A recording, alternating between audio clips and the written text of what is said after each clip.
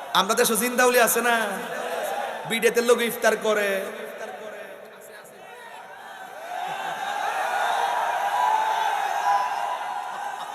আমার শরম করে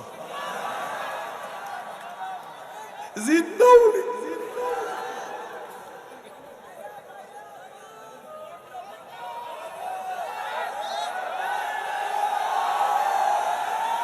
আর একটা আছে আন্তর্জাতিক সাফাবাজ।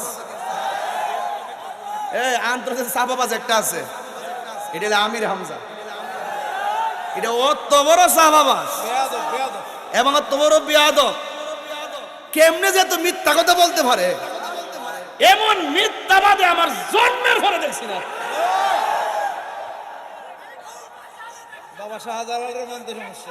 বাবা শাহজালালের মানতে সমস্যা। আরে মাদা জিন্দাউলি বানায়া ফালায়া দিয়েছে। আরে বাবা, আপনি ওলি আল্লাহ নাম, অসুবিধা নাই। আপনি কাউকে মুমিন বলবেন, অসুবিধা নাই। আপনি কাউকে ওলি বলবেন, অসুবিধা নাই। কিন্তু তার কর্ম ওলির মতো হতে হবে।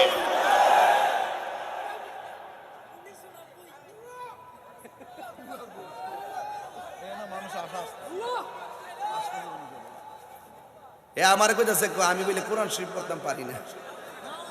কইছিনি আমি তো প্রতি ওয়াজই কই যে বাবার আমি কারিও না, হাফেজও না, আমার ভুল হইতে পারে, তুমি ধরাই দাও।